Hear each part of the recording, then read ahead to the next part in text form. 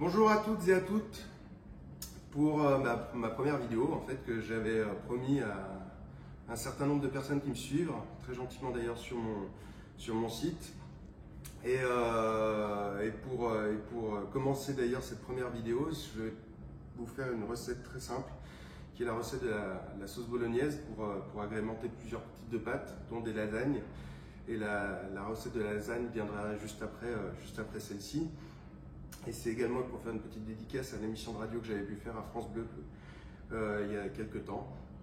Et pour vous montrer qu'on peut faire des très bonnes choses avec des produits très simples. Donc pour la lasagne et pour une bolognaise, voilà ce qu'on a besoin comme ingrédient pour la réaliser. Donc là, moi je la fais de manière très traditionnelle, telle qu'on me l'a appris. C'est une recette d'une maman italienne qui m'avait expliqué que la bolognaise est une sauce qui se fait avec une cuisson très longue, et plus la cuisson sera longue, plus la bolognaise sera savoureuse. Donc moi j'ai regroupé déjà tous mes ingrédients. Pour pouvoir la faire, au niveau de la viande, j'ai sélectionné deux types de viande, c'est-à-dire une partie de viande hachée et de la chair à saucisse. En général, au niveau de la mixité, on va mettre 60% de viande hachée pour 40% de chair à saucisse. C'est ce qui donnera un petit peu le côté gras de la lasagne. Ça permettra pas trop d'agrémenter au niveau de l'huile d'olive et de laisser faire le gras de la chair à saucisse. J'ai pris des tomates fraîches que j'avais dans mon frigo parce qu'en période de confinement, on vidait un peu les frigos. Donc c'est pour ça que ça me permet aussi de passer mes tomates que j'avais à l'intérieur du frigo. J'ai mis aussi en réserve un vin très tannique, très fort, pour faire cuire ça un peu comme un bourguignon, et ce sera vraiment ce qui va donner un côté plus puissant à la sauce tomate. Du concentré de tomate, de l'ail, des oignons, des herbes, du laurier, et puis c'est le poivre. Et il ne faut surtout pas oublier l'élément principal, c'est le sucre pour casser l'acidité. Donc on va commencer par préparer les oignons. Donc, il faut couper les oignons, vous les émincez en petits morceaux directement. Je vous remercie déjà de me suivre, c'est très gentil à tout le monde. Je vous invite chez moi aujourd'hui en période de confinement, et j'invite vraiment les gens à rester chez eux parce que je pense qu'on est vraiment au tout début de l'épidémie. Ça va être une période vraiment compliquée qu'on va tous traverser. L'Italie en fait déjà les frais, et je pense que nous on va suivre. Ah, si je commence par faire des bêtises, c'est l'émotion de la première vidéo.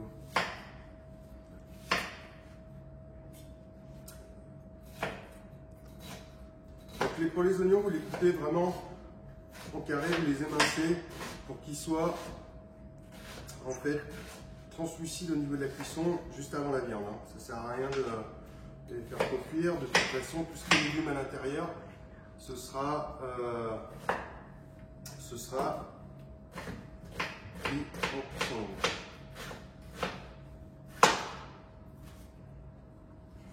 Donc, je vais commencer à faire revenir. Je vais demander à mon assistante caméraman si elle veut se rapprocher pour voir un peu le...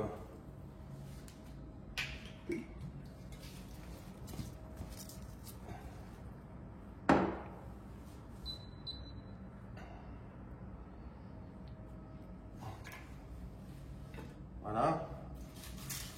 Et je vais couper un deuxième oignon. Et là, ça, c'est vraiment la base de la cuisine italienne, de toute façon. Et de toutes les cuisines latines, moi je ne peux pas cuisiner sans ail et sans oignon. C'est vraiment l'élément principal à ce type de cuisine.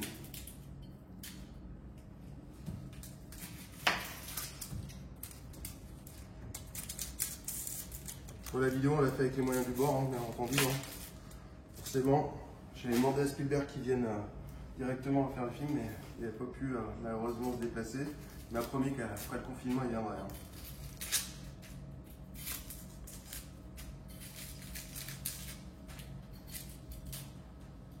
Alors, la base de la bolognaise, c'est vraiment de toute façon, plus elle sera cuite longtemps, meilleure elle sera. Donc moi, ce que je fais, c'est que je ferai vraiment revenir tous les éléments que je vais vous indiquer dans 2 minutes. Et puis après,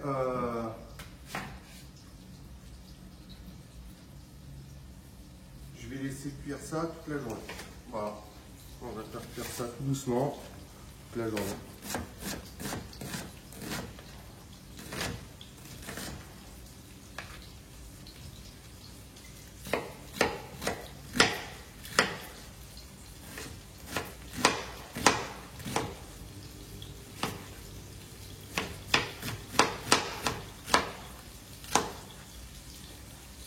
Ce qui est dommage avec une vidéo, c'est que vous ne pourrez pas voir les odeurs.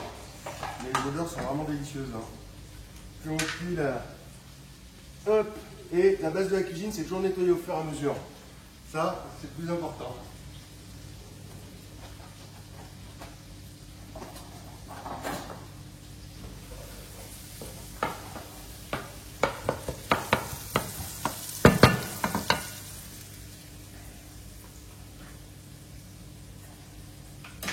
Là, je rajoute mon ail.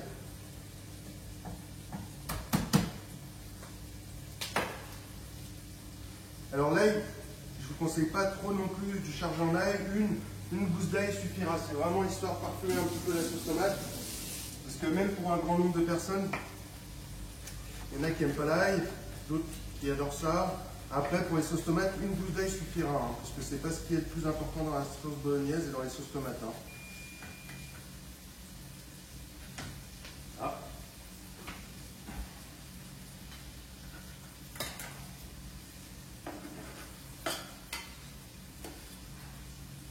Voilà.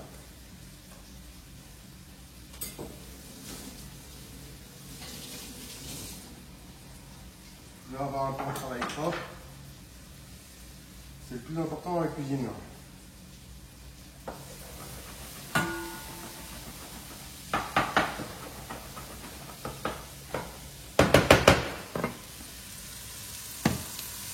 Donc là, vous faites revenir l'ail et l'oignon un peu fort, directement, et on va commencer. Alors là, je suis passé chez mon boucher ce matin. Il m'a directement, il n'y avait pas de chair à saucisse, il m'a donné des saucisses, et après, vous faites un petit couteau d'office, vous ouvrez, vous enlevez la chair, les boyaux autour, et vous allez conserver uniquement la chair à saucisse que vous allez mélanger à votre viande hachée directement. Voilà, comme ça. Ce sera plus simple.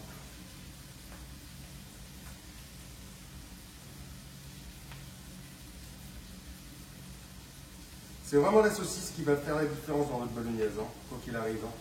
Plus elle sera grasse, meilleure ce sera. Et de toute façon, vous la sentirez plus sur une cuisson au-delà des 6 heures.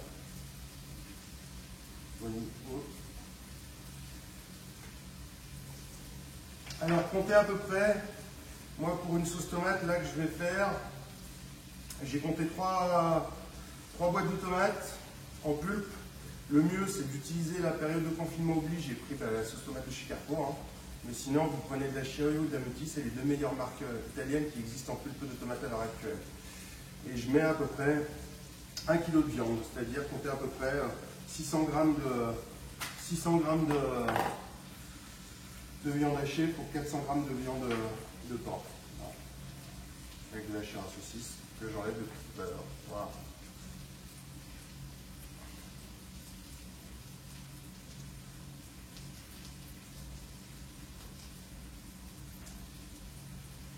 Voilà. Hop là. On croit que la bolognaise c'est une cuisine facile, mais pas si simple que ça. Il faut le faire avec plaisir. Et comme dirait Massimo, le chef de la cuisine italienne, la cuisine est un acte d'amour, n'est-ce pas? Alors, là les oignons et l'ail sont en train de cuire. Je vais directement rajouter ma viande pour commencer à la faire cuire aussi petit à petit.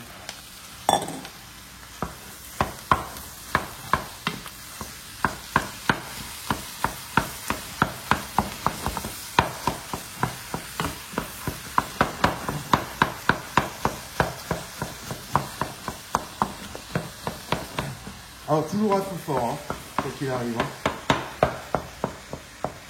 Là, quand la viande, elle commence à griller tout doucement.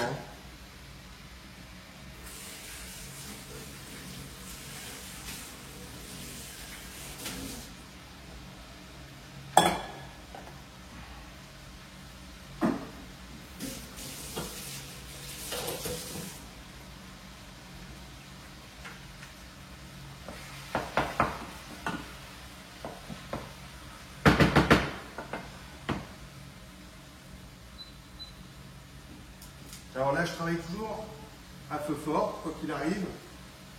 Je mets un petit peu de sel.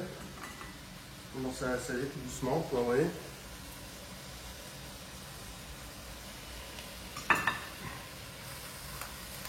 Et après, de toute façon, on va ajuster l'assaisonnement tout au long de la cuisson.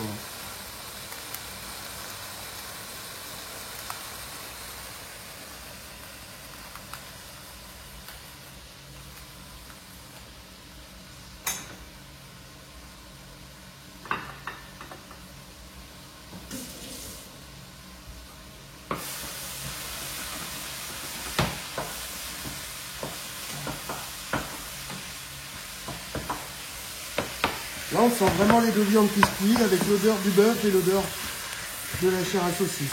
C'est vraiment deux saveurs complètement différentes. La chair à saucisse reste encore un petit peu figée, mais elle va se décomposer au fur et à mesure des heures de cuisson.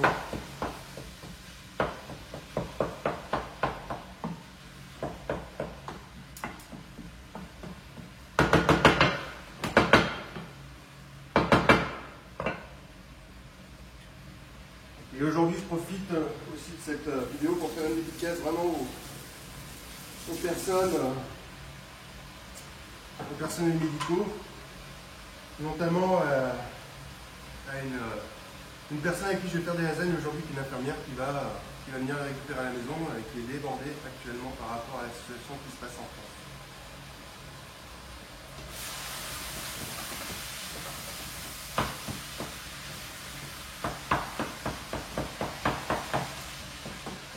Donc la viande est en train de cuire. Je suis toujours à feu fort. Là, on peut déjà commencer à préparer, à ouvrir les boîtes de tomates.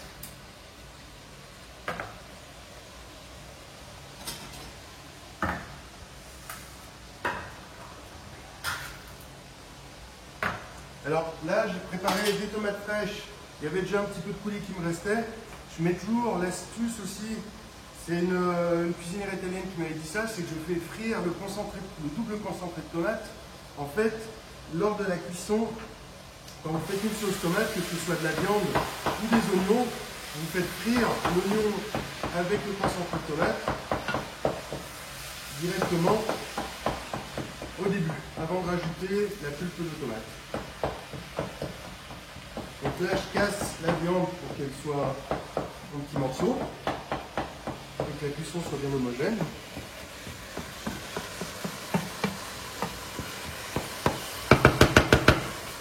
Voilà.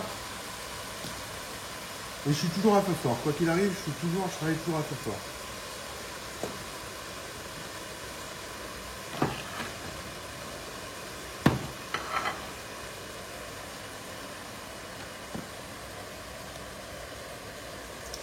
Et là,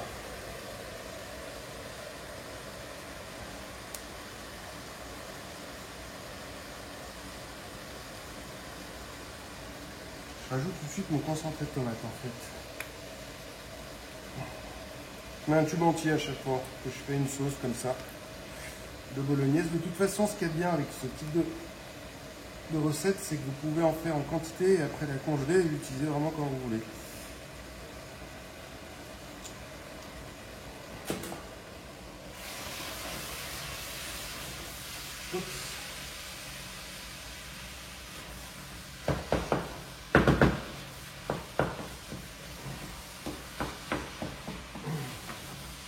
Parce que là, avant de mettre les tomates, on va mettre le vin. Il faut vraiment que l'alcool disparaisse au niveau de la cuisson. Donc on va laisser que les sucres.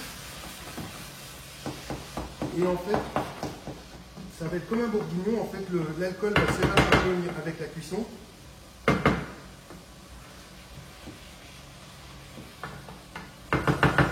Et on gardera vraiment que le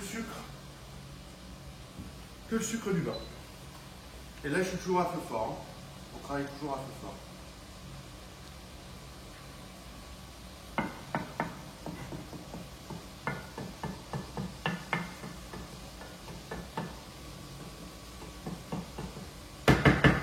Pareil, essayez de travailler toujours une très bonne huile d'olive, un petit peu puissante en goût. Pour moi, les meilleurs restent quand même les huiles d'olive italiennes et espagnoles qui sont plus fortes en goût que les huiles d'olive françaises. Voilà, surtout pour faire ce type de préparation. Alors, je vais ajouter mon vin.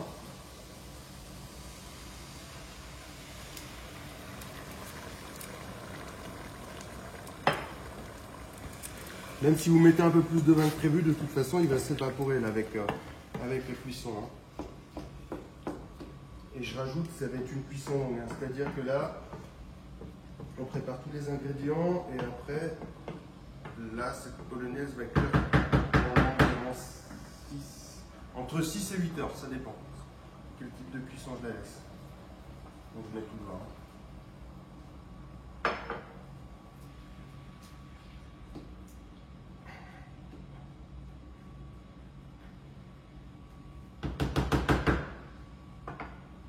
Donc là, j'ai rajouté mon vin. On va laisser l'alcool se diluer.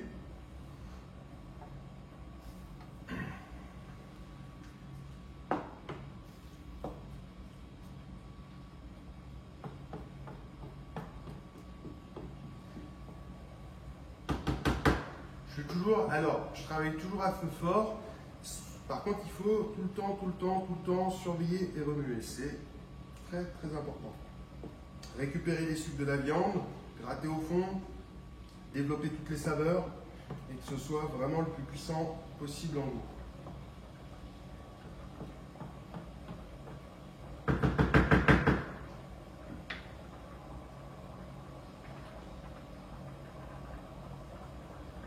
Je vais commencer à baisser en fait mon feu à partir du moment où j'ai rajouté les tomates.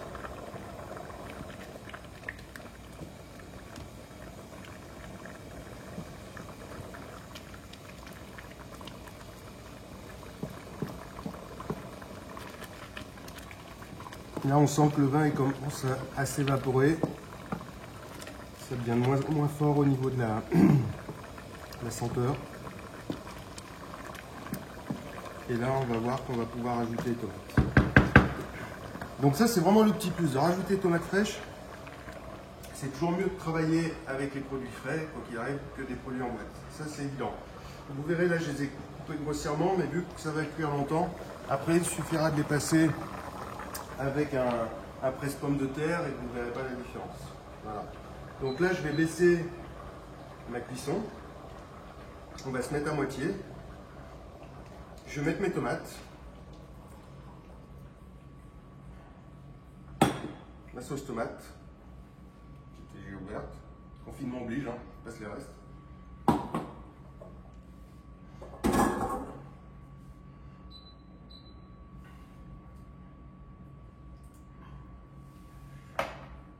Les 2 boîtes de tomates. Rajoutez toujours un peu d'eau, parce que vous allez voir, ça va vraiment, au niveau du temps de cuisson, ça va vraiment réduire. Donc ensuite, c'est l'eau qui va être évaporée. Donc rajoutez l'équivalent de 2 boîtes de conserve. On va rajouter nos herbes. Donc là, j'ai prévu du laurier. Le laurier, ça donne beaucoup de goût, hein. Vous pouvez y aller. Hein. Ça va m'infuser toute la journée. Le sucre, très important. Ça, c'est pour casser l'acidité. Aujourd'hui, je rajoute un peu de sel.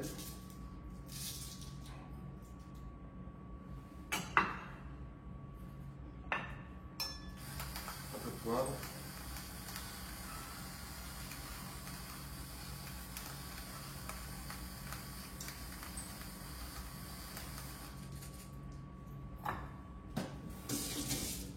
Et on mélange. Et on mélange tout ça.